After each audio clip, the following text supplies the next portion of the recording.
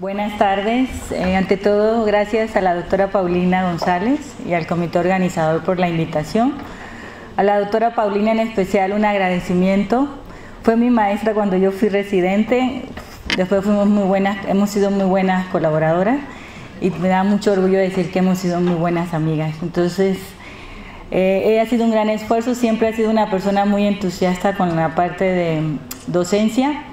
Y me da a mí el mayor placer poder ayudarle a que este curso tenga realmente el mérito que se merece. Bueno, el tema que me toca a mí dar ahorita, creo que ya estuvieron hablando algo sobre dolor, es el uso de opioides epidurales en obstetricia. Realmente no voy a hablar ni tocar el tema solamente de epidurales, sería el uso de opioides en lo que sería el neuroaxial, ya sea intratecal o epidural.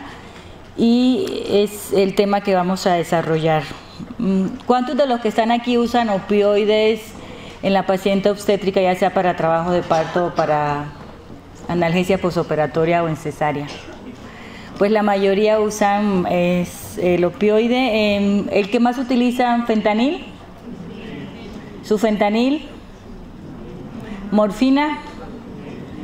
O sea, al parecer el que más utilizan es morfina, es fentanil. Bueno, yo empezaré diciendo que ya las recomendaciones de la Sociedad Americana en Anestesia y Ginecobstetricia ya nos recomiendan la utilización de opioides en lo que sería principalmente pacientes con trabajo de parto y en pacientes para cesárea. Y la verdad es que, no sé, por lo menos la experiencia en mi hospital es que realmente nosotros lo que hacemos es poner una anestesia en el eje, ya sea epidural, que es lo que más se utiliza, no usamos la técnica espinal, dejamos un catéter epidural y seguimos haciendo analgesia, ya sea para concluir el parto o en algunos casos, como todos sabemos, si el residente a veces quiere operar, pasarlo a cesárea. Realmente, por lo menos en mi hospital, no tenemos ninguna experiencia haciendo analgesia epidural continua. Tenemos la fortuna de tener residentes, con lo cual un alto porcentaje de pacientes en trabajo de parto se benefician de la anestesia o de la analgesia en el trabajo de parto. Pero tenemos dos principales inconvenientes. La solicitud de la analgesia obstétrica por parte del obstetra siempre es muy tardía en mi hospital, sobre todo por la creencia de que si se inicia la analgesia obstétrica en etapas tempranas del trabajo de parto, se va a prolongar el trabajo de parto o se va a distociar. Con lo cual a la guía nos dicen que la solicitud para analgesia obstétrica debe de ser con menos de 5 centímetros de dilatación. A veces nos los piden con 8 o 9, que yo prácticamente les digo que ya es casi el periodo expulsivo y a veces no tiene ninguna ventaja. Entonces la guía nos dicen, estas son las guías de la Sociedad Americana del 2007, y nos dicen que la infusión continua con anestésicos locales para trabajo de parto de recomendación se debe adicionar un opioides para reducir la concentración de anestésicos locales, mejorar la calidad de la analgesia y minimizar el bloqueo motor. En la práctica diaria, por lo menos cuando yo fui residente, nomás usábamos anestésicos locales, utilizamos mucho anestésicos locales de corta duración. La recomendación es utilizar anestésicos locales de larga duración, ya sea bupivacaína, levobupivacaína o ropivacaína. En la actualidad se sigue usando anestésicos de corta duración, pero la verdad es que las guías nos dicen que no tienen ninguna ventaja. Y el adicionar los anestésicos locales, el opioide, nos va a dar la ventaja que podemos bajar las concentraciones del anestésico local, pudiendo usar inclusive las dosis menos recomendadas por la literatura o por el mismo fabricante del anestésico local. Estamos hablando que podemos usar bupivacaína hasta el 0.00625 cuando adicionamos anestésico local. La otra técnica que recomienda la guía de la Sociedad Americana es utilizar dosis únicas intratecales de opioides, ya sea con anestésico local o sin anestésico local. Por lo menos en mi hospital no usamos de rutina para analgesia en trabajo de parto la vía intratecal. No sé si en algún otro hospital en México lo haga, pero en mi hospital somos todavía de usar analgesia con epidurales, no con intratecales, pero sí está referida en la literatura el utilizar opioides solos o combinados. El utilizar opioides solos para trabajo de parto ya veremos más adelante, sin anestésicos locales. Lo único que vamos a tener es una prácticamente un bloqueo sensitivo, es analgesia para trabajo de parto, pero que para el periodo expulsivo tendemos que nosotros adicionar anestésico local porque la analgesia que da el opioide no es suficiente para el periodo expulsivo, con lo cual tendríamos que adicionarle al final el anestésico local. Y el otro rubro es el opioides para analgesia posoperatoria. Si tenemos manera de dejarlo en infusión continua o si no podemos dejar en infusión continua, para mejorar la analgesia y la satisfacción materna. Inclusive todos los estudios de analgesia posoperatoria hacen o investigan, aparte de la calidad de la analgesia, hacen una encuesta para ver la satisfacción materna. Y es comprobado ya según todos los estudios que es mucho preferible dar analgesia posoperatoria con opioides neuroaxiales que con opioides vía intravenosa. La parte de opioides por vía intravenosa la voy a ver en analgesia trabajo de parto. Desarrollaré o presentaré algunos estudios, los más recientes, comparando varias vías, varios medicamentos. Y al final daré algo de farmacocinética, porque la verdad es que cuando uno comienza a preguntarse ¿por qué usas fentanil? ¿Por qué usas fentanil? ¿Por qué usas morfina? A veces desconocimiento de la farmacocinética o de las características del medicamento hacen que elijamos en ciertas situaciones el medicamento que no es el ideal. Este artículo donde compararon sufentanil y fentanil a bajas concentraciones con bupivacaína para analgesia en trabajo de parto, usaron una técnica combinada, usaron la vía intratecal, como yo les mencionaba, con bupivacaína y sufentanil o fentanil, y posteriormente dejaron el epidural para analgesia posoperatoria. Fueron 60 pacientes, se inició la analgesia obstétrica tempranamente, como las recomendaciones, fueron con 4 centímetros de dilatación. Se puso el bloqueo ya sea a nivel de L2, L3 o L3, L4, y se dividió en dos grupos. Un grupo recibió sufentanil, otro grupo recibió fentanil. El volumen total administrado fueron de 1 mililitro. El grupo de fentanil recibió 25 microgramos intratecal con bupivacaína al 0.5, 2.5 miligramos.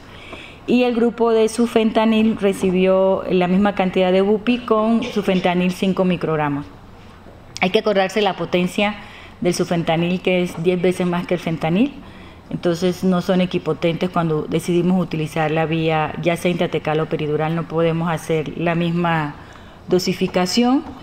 Y durante todo el trabajo de parto se monitoreó a la paciente, todo lo que fue saturación, frecuencia cardíaca, frecuencia respiratoria cada 30 minutos y se evaluó la escala de bloqueo motor con la de Bromage y el EVA. También se evaluó la duración de la analgesia intratecal y se hizo un monitoreo de la frecuencia cardíaca fetal con tococardiógrafo para ver si había algún efecto secundario o no, y la evaluación del ABAR en la entrega ya sea por cesárea o parto del paciente. Si el paciente durante el trabajo de parto presentaba un EVA de 5 o mayor de 5, se decidía usar la analgesia epidural para completar la analgesia porque ya habían dejado el catéter. Y el grupo de sufentanil recibió bupivacaína al 0.125 en un volumen total de 10 mililitros y recibió 0.3 microgramos por ml, prácticamente 3 microgramos de sufentanilo, y el grupo de fentanil recibió prácticamente 2.5 miligramos por vía peridural. Se monitoreó después del parto, o si fuera parto, fuera cesárea o fuera con forceps al paciente, y se retiró posteriormente el catéter epidural. Estos fueron los resultados que encontramos prácticamente desde el punto de vista de edades, de si eran primíparas o multíparas, no tienen ninguna significancia estadística. En parto realmente fueron, en el grupo de sufentanil y fentanil no hubo ninguna diferencia en si fue parto, en si fue cesárea o si fue la colocación de forceps. No hubo ningún problema en haberse utilizado la vía intratecal y la vía peridural. De lo más interesante del estudio en comparación a la calidad de la analgesia, en comparación a todo lo demás, es la duración de la analgesia intratecal.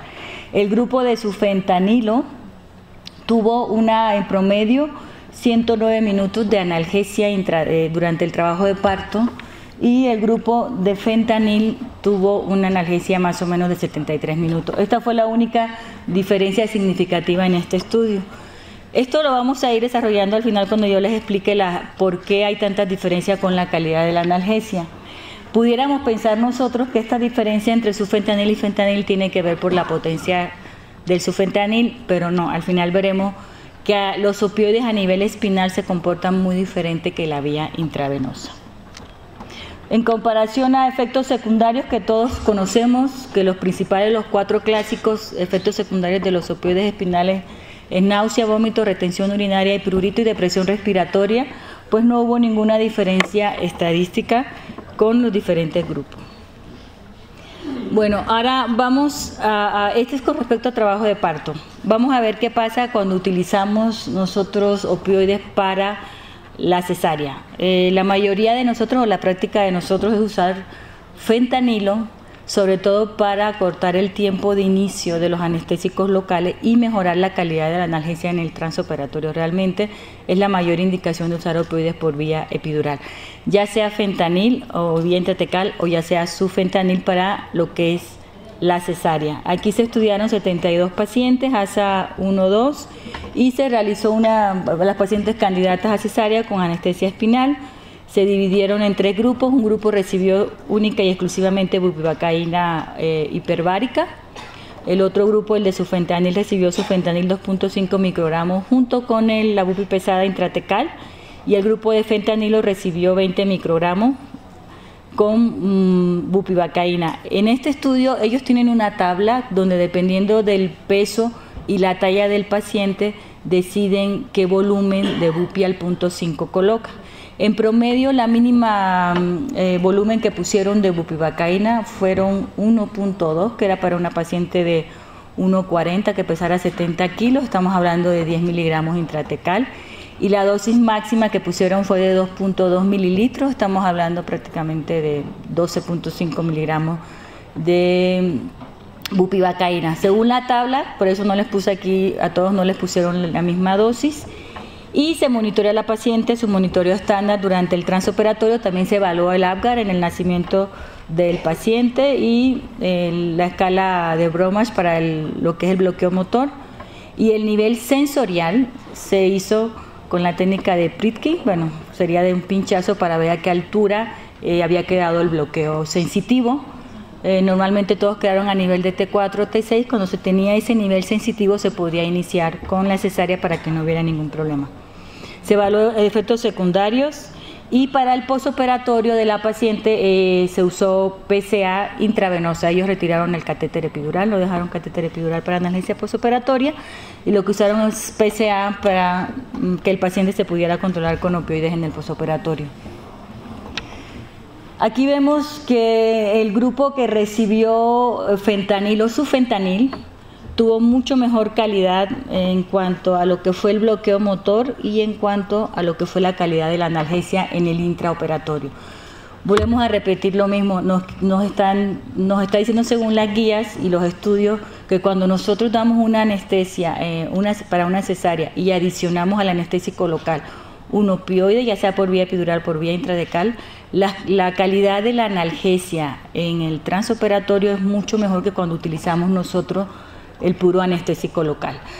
Son escuelas, mucha gente dice, bueno, con el anestésico local es suficiente, pero la recomendación es que usemos nosotros anestésicos locales junto con opioides, aunque sea nada más para la cesárea. Y el tiempo de la analgesia.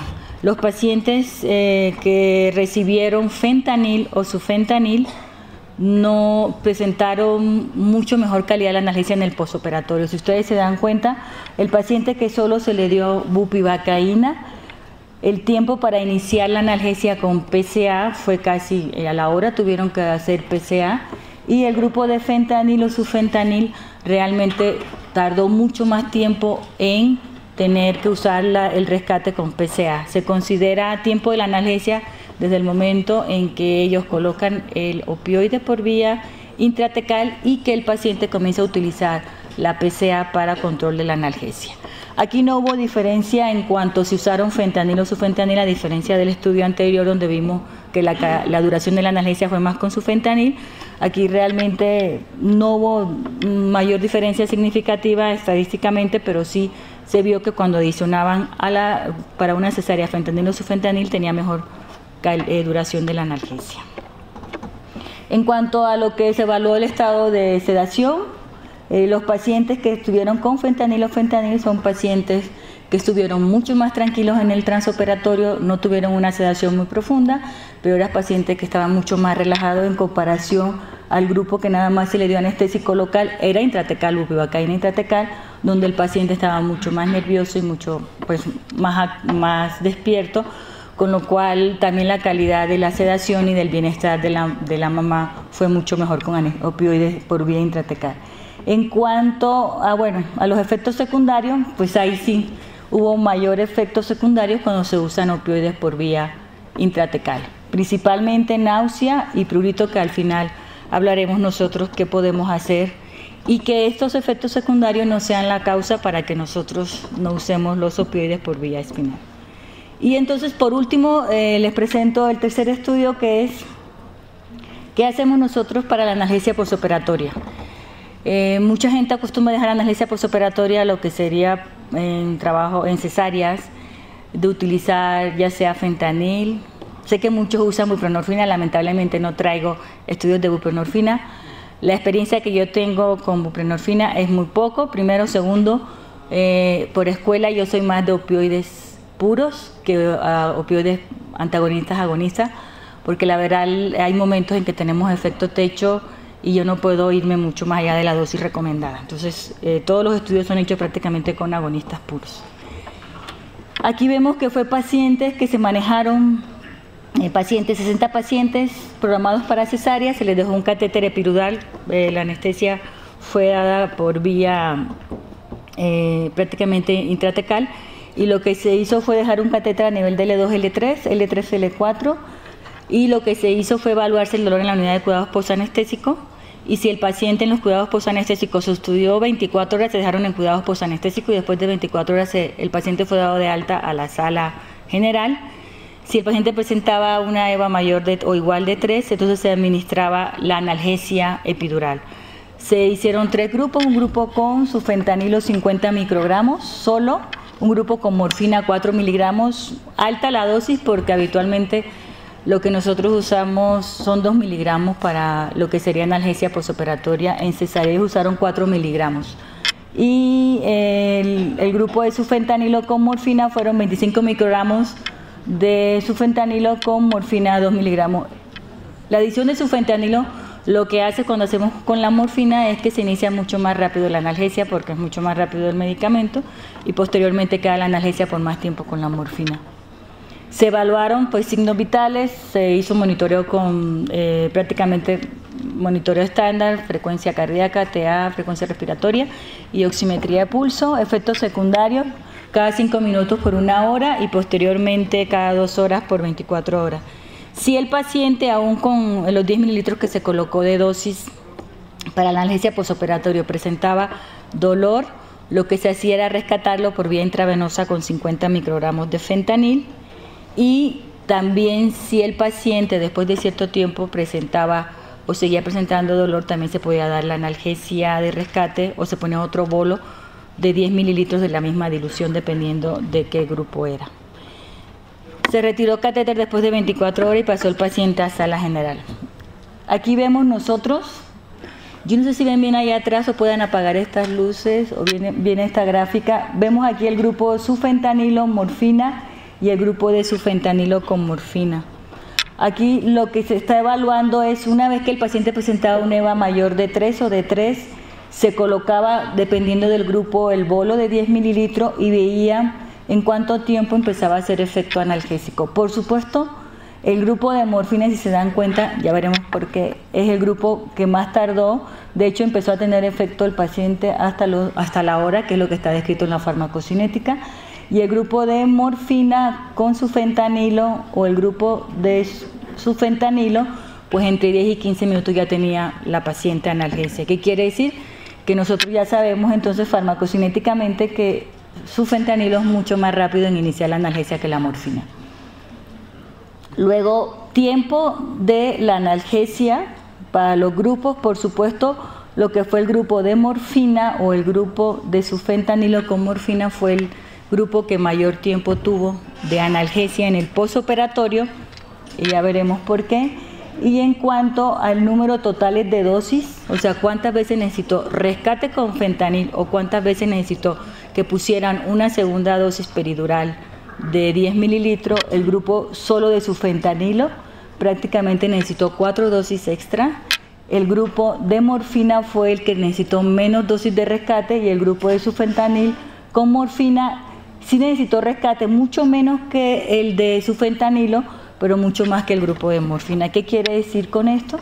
Que entonces el paciente, cuando nosotros dejamos analgesia postoperatoria con morfina, tenemos mucho más tiempo de analgesia. Las escalas de sedación prácticamente no hubo significancia estadística usando morfina, usando sufentanil solo, usando morfina con sufentanilo. Y el inicio y duración de la analgesia, pues el grupo de morfina fue el grupo en la cual teníamos mucho más tiempo de analgesia, pero también se tardaba mucho más tiempo en empezar la analgesia.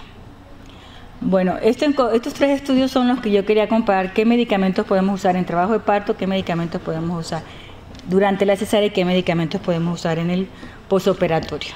Por último, recordarles, no me voy a detener mucho en esto, cómo son que los opioides nos producen analgesia. Nos producen prácticamente analgesia periférica y analgesia central, a nivel de lo que serían nociceptores, a nivel de lo que serían estas dorsales de la médula espinal y lo que sería a nivel del sistema nervioso central o tallo, ya sea a nivel de la transmisión o a nivel de la modulación. ¿Cómo lo hacen desde el punto de vista bioquímico? Pues todos sabemos que los opioides lo que hacen es bloquear principalmente canales de calcio y canales de potasio, con lo que disminuye la liberación de neurotransmisores, aumentando el AMP cíclico, y lo que hace es que nosotros tengamos este bloqueo del canal de calcio, y hacemos que, junto con el canal de sodio que se favorece y el de potasio, disminuyamos la excitabilidad de las neuronas. Prácticamente es lo que hace a nivel presináptico, postsináptico, y ese es el resultado final.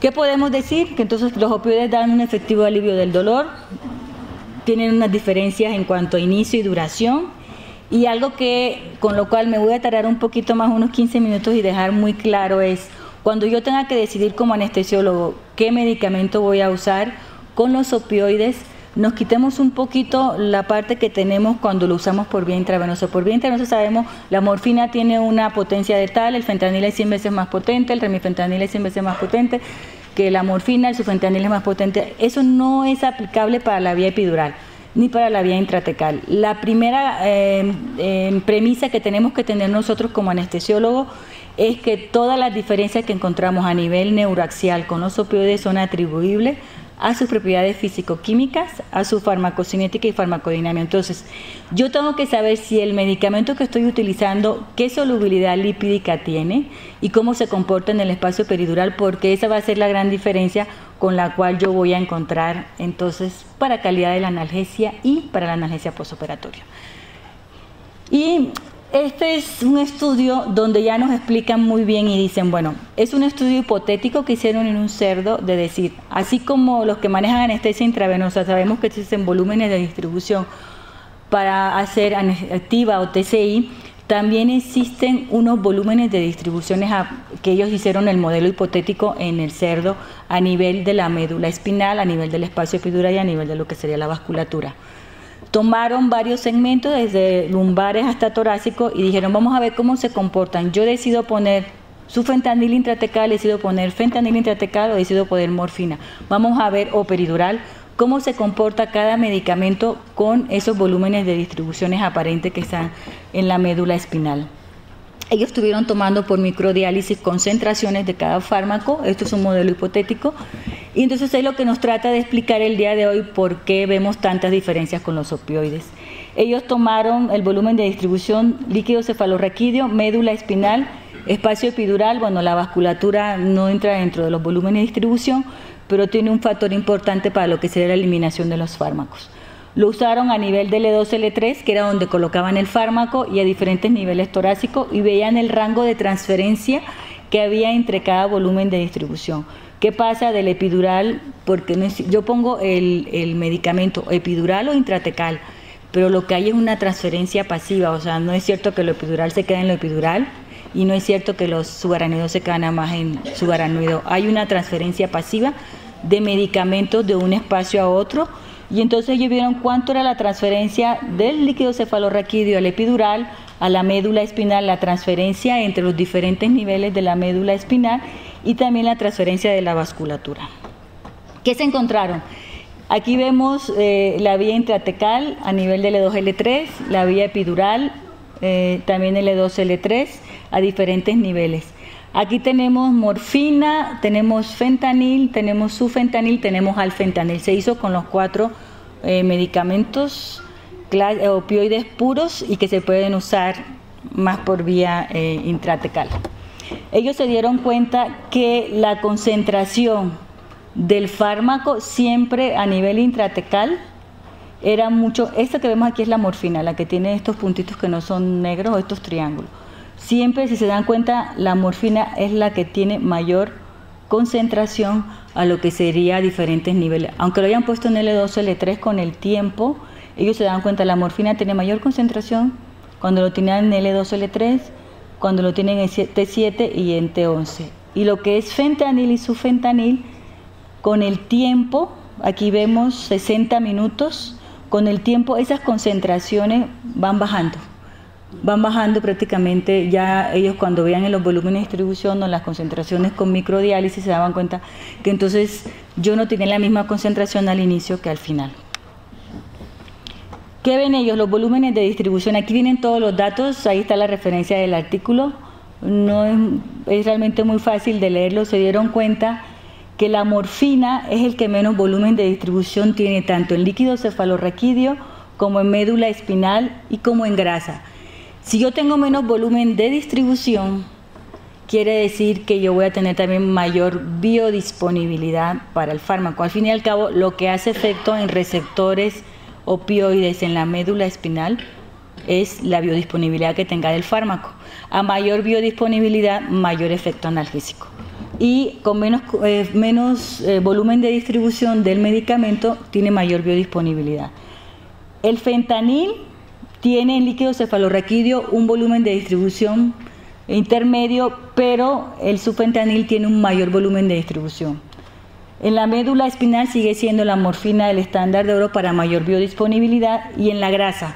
Entonces aquí encontramos la primera diferencia en lo que nos menciona. ¿Qué diferencia hay entre fentanil y sufentanil? Todos acordémonos, el sufentanil, la solubilidad lipídica es de 880 más o menos, del fentanil es como 600, el más lipofílico es el sufentanil. Pero curiosamente a mí se me ocurriría que si es el más lipofílico debería de ser más atrapado por la grasa epidural. Pues no. El que tiene mayor volumen de distribución en la grasa epidural es el fentanil. ¿Qué quiere decir? Que cuando nosotros colocamos fentanil, intratecal o peridural, el mayor porcentaje es atrapado por la grasa epidural. Una parte vasculatura, otra parte va, pero lo mayor se lo atrapa en la grasa, y hay una explicación, al parecer tiene que ver que el pH que se encuentra en la grasa epidural hace un mayor atrapamiento iónico del fentanil, con lo cual la biodisponibilidad del fentanil siempre para analgesia postoperatoria va a ser, pues no es la ideal. ¿Qué pasa cuando nosotros vemos cantidad de porcentaje? Esto sí tiene que ver con biodisponibilidad. ¿Qué pasa en el espacio epidural cuando ponen morfina? ¿Y qué pasa en la médula espinal? Al final y al cabo, de líquido de epidural pasa a cefalorraquídeo, pasa a sustancia blanca, llega a sustancia gris, llega a la asta dorsal de la médula espinal, están los receptores y se une el fármaco. Para que ustedes se den una idea, la biodisponibilidad de la dosis de fármaco que ustedes pongan de morfina para el receptor es un 3% apenas, ni siquiera es más del 50%. O sea, si yo pongo 2 miligramos, solamente un 3% está disponible para hacer unirse al receptor, porque todos los pasos o las transferencias que va haciendo, que yo les mencionaba, de donde se coloca hasta el receptor, van atrapando medicamento y va disminuyendo la biodisponibilidad. ¿Qué pasa con el alfentanil? El alfentanil tiene muy poca biodisponibilidad en la médula espinal, o sea, poco fármaco va a llegar al receptor opioide y tiene mucha mayor biodisponibilidad en el espacio epidural. El fentanil tiene un poquito de mayor biodisponibilidad en la médula espinal, pero mucho menos en el espacio epidural. Es atrapado por la grasa, pero de todas maneras en comparación a la morfina prácticamente 50% menos. Y el sufentanil tiene muy parecida la biodisponibilidad en comparación a la morfina. ¿Qué quiere decir? Que en comparación a médula espinal y espacio epidural es muy parecido, no hay mayor diferencia, pero sigue siendo el 50% menos que la morfina. Entonces, si a eso vamos, probablemente tendríamos que decir que el segundo medicamento de elección para ponerse por la vía neuraxial después de la morfina sería el sufentanilo. Y por último, este es un estudio hipotético que ellos hicieron. Bueno, ¿qué porcentaje se queda en plasma? Y cuando hablo plasma es vasculatura, porque la vasculatura que está en el espacio epidural o en el espacio intratecal atrapa también medicamento. ¿Cuánto se va a la médula espinal, al receptor, y cuánto se queda en el espacio epidural y a la grasa? Entonces empezamos. Al fentanil pues ya no tenemos en México, quizás no, aunque tiene una buena solubilidad lipídica, es el que tiene la solubilidad lipídica intermedia, ni es muy hidrofílico ni es muy lipofílico, el intermedio. No es muy buen medicamento para usar por vía intratecal o peridural. Empezamos con el fentanil, que quizás es el que todos más utilizamos muchas veces para iniciar un trabajo de parto o para una cesárea. El fentanil es el que más se queda en grasa y se queda en el espacio epidural. Tiene muy poca disponibilidad para la médula espinal, como yo les mencionaba anteriormente, y es el que más se va a plasma.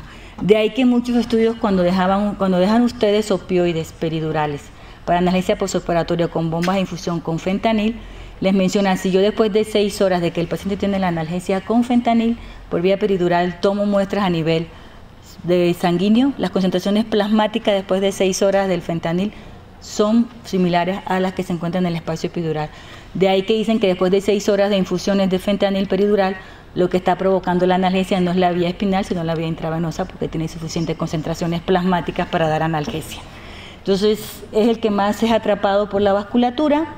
El estándar de oro sigue siendo la morfina. La morfina, aunque se queda algo en el espacio epidural, en plasma pasa muy mínimas concentraciones, pero es el que más permanece en lo que sería la médula espinal. Y el sufentanil, pues tiene muy poca predilección en la médula espinal, pero tiene algo, se va también a plasma, muy poco en grasa y se queda prácticamente como analgesia intermedia. Con esto, esta es una de las explicaciones para que ustedes entiendan que a nivel peridural el medicamento más potente que hay es la morfina. Ahí sí nos invertimos, ahí el fentanil y sufentanil no tienen mayor potencia a la que se compara por vía intravenosa. Entonces, el que tiene más potencia por vía epidural o intratecal sigue siendo la morfina y tiene que ver por sus características físico-químicas, porque es el más o es el hidrofílico por excelencia.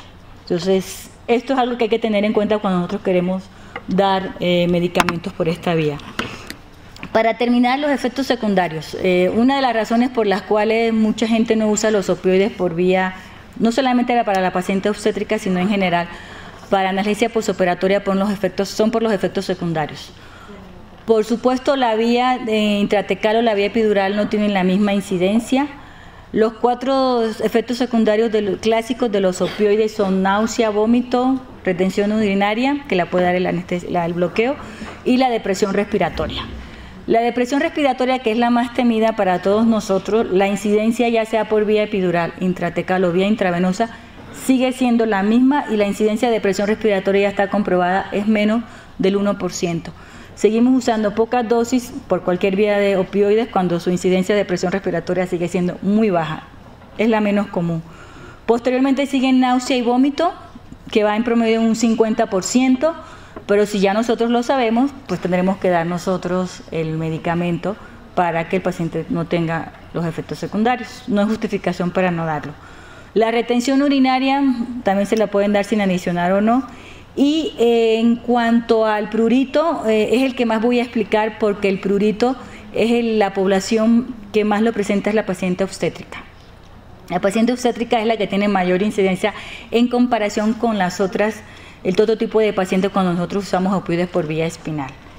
La incidencia en un paciente normalmente que está operado de otra cosa o que no es paciente obstétrica es de un 50% del prurito, pero en una paciente obstétrica se va hasta un 83%, va hasta de un 60 a un 100%, la media es un 83%, y probablemente tiene que ver por la interacción que existe de la progesterona con los receptores opioides en lo que sería el núcleo trigeminal en el tallo cerebral. Entonces, las altas concentraciones de progesterona en la paciente obstétrica las hacen más sensible a los efectos secundarios, sobre todo el prurito en los pacientes que se les administra opioide. A diferencia de la depresión respiratoria, que en la paciente obstétrica es menos la incidencia porque las altas concentraciones de estrógeno a nivel de tallo cerebral es un buen estimulante de la respiración. Entonces, la paciente obstétrica también es la paciente con menor incidencia de depresión respiratoria en el postoperatorio cuando usamos nosotros opioides por vía espinal. Del inicio de acción del prurito depende del fármaco utilizado, de la dosis y de la ruta de administración. La ruta en la que se presenta hasta más de un 90% del prurito es la vía intratecal. Si ustedes colocan el opioide por vía peridural, la incidencia puede ser hasta de un 70%, pero por vía intratecal es la mayor incidencia de prurito en la paciente embarazada. La dosis, a mayores dosis, por supuesto todos sabemos mayores efectos, y el fármaco utilizado, si ustedes usan fentanil o sufentanil, ustedes se dieron cuenta que el inicio de acción es muy rápido, con lo cual cuando usan fentanil o cualquier lipofílico que tiene un inicio de acción rápido a nivel peridural, van a ver el prurito tempranamente. A diferencia de la morfina, que el prurito se puede presentar hasta 60, después de una hora se puede presentar el prurito en la paciente. Todos sabemos lo clásico, cuál es el sitio más característico del prurito, igual que para la vía intravenosa, la inervación del nervio trigémino y región del tórax, y el trigémino porque yo les digo que la interacción de los receptores opioides con la progesterona es en lo que sería el núcleo trigeminal a nivel del tallo cerebral. Otro factor que ha contribuido también al aumento del prurito es cuando usamos la epinefrina. La epinefrina también aumenta la biodisponibilidad del medicamento, hay menos captación para el metabolismo y entonces también hay mayor incidencia del efecto secundario. Mecanismos sugeridos, muy importante. El prurito que presentan los opioides por vía peridural o espinal es muy diferente a la vía sistémica. De hecho, hay teorías propuestas, no se sabe, no es la misma vía, pero hay 4 teorías propuestas para lo que sería el prurito por la vía espinal, que sería, uno, se menciona que existe un centro para el prurito y que se encuentra en el núcleo espinal trigeminal del tallo cerebral y que probablemente llega en las aferencias y es lo que va a disparar el prurito. Segundo, es la activación a nivel de asta dorsal, sobre todo en lámina 1 del asta dorsal de la médula espinal, y el antagonismo de neurotransmisores inhibitorios. Les voy a explicar. Nosotros en la lámina del asta dorsal, lámina 1 y 2 y lámina 2 tenemos las neuronas de amplio rango dinámica, que son los que se activan para iniciar el dolor. Y eso lo que hace es disminuir la liberación de neurotransmisores y no tengan los pacientes pruritos. Como yo uso opioides para darme analgesia, el sitio donde están los receptores, que es lámina 1 y lámina 2 del asta dorsal, lo que hacen los opioides es bloquear a las neuronas de amplio rango dinámico en la médula espinal.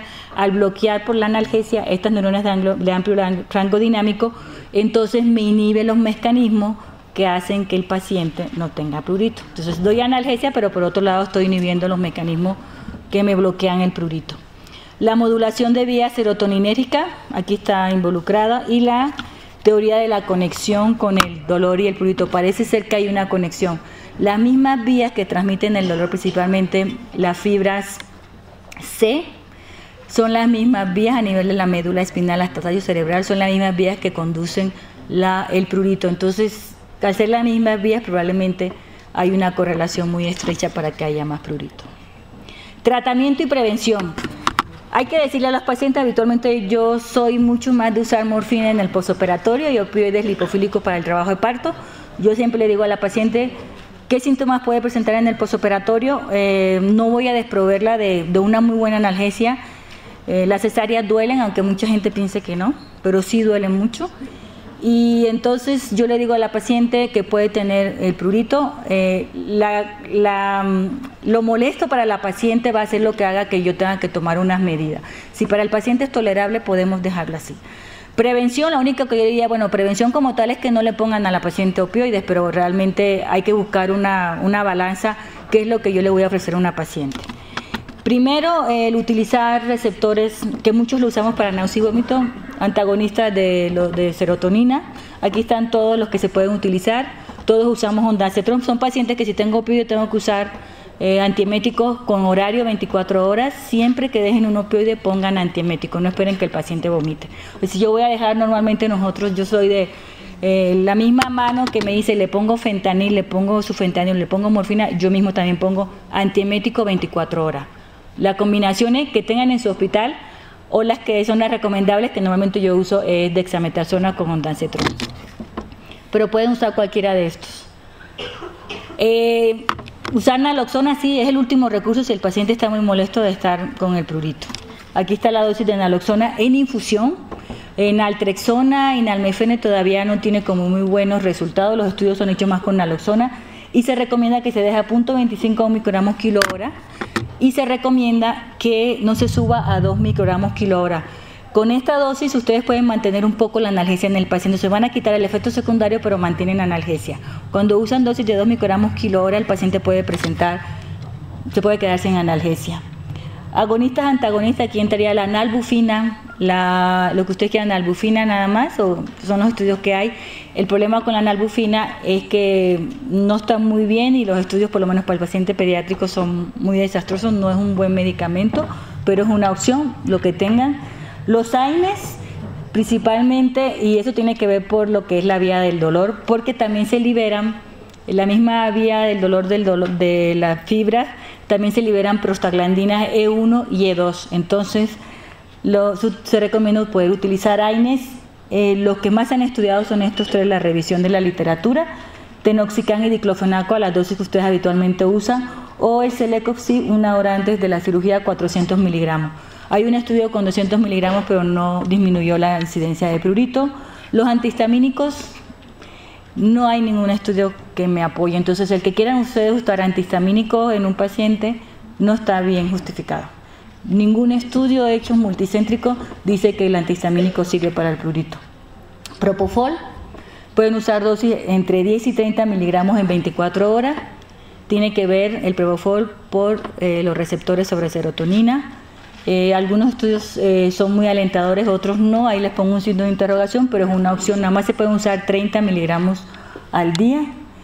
Este es mirtazapina, es un antidepresivo, también de recaptación de serotonina.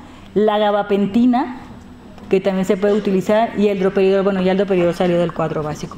Estos son todos los fármacos que podemos utilizar para tratamiento del prurito. Me detuve nada más con el prurito porque náusea y vómito realmente pues todos ya lo sabemos, pero el prurito es el clásico o es el efecto secundario más importante en la paciente obstétrica y la que a veces más problemas nos da a nosotros. Como conclusión, todos administramos por la vía neuroaxial para analgesia espinal opioides, pero lo dejo aquí, por favor hay que acordarse de sus características, que dependen del rango y la extensión por su característica físico-química. Ustedes tienen que saber si lo que están usando es un lipofílico o un hidrofílico, porque eso va a depender su potencia, su inicio y su duración de acción. De eso depende su farmacocinética y de eso depende su farmacodinamia. Y por último, bueno, esta tablita para que se acuerden la solubilidad lipídica. La 1 es para la morfina, después le sigue la hidromorfona. Nosotros en México no tenemos hidromorfona para vía epidural. Y bueno, aquí se dan cuenta, su fentanil depende de la literatura. Aquí están las dosis recomendadas, los rangos de infusión. Y bueno, creo que ya es todo por mi parte con respecto a opioides epidurales. Gracias por su atención y espero que haya sido de mucha ayuda esta conferencia. Bueno, me dicen que si tienen alguna duda, pregunta ahorita o sugerencia. ¿Qué tanto la utilización de la combinación tanto de opioides con anestésicos pesados ha presentado alergia? El estudio de aracnoiditis, en las revisiones que hicimos, no hay estudios de aracnoiditis de efectos secundarios como tal. Se enfocaron única y exclusivamente a ver la calidad de la analgesia y duración de la analgesia.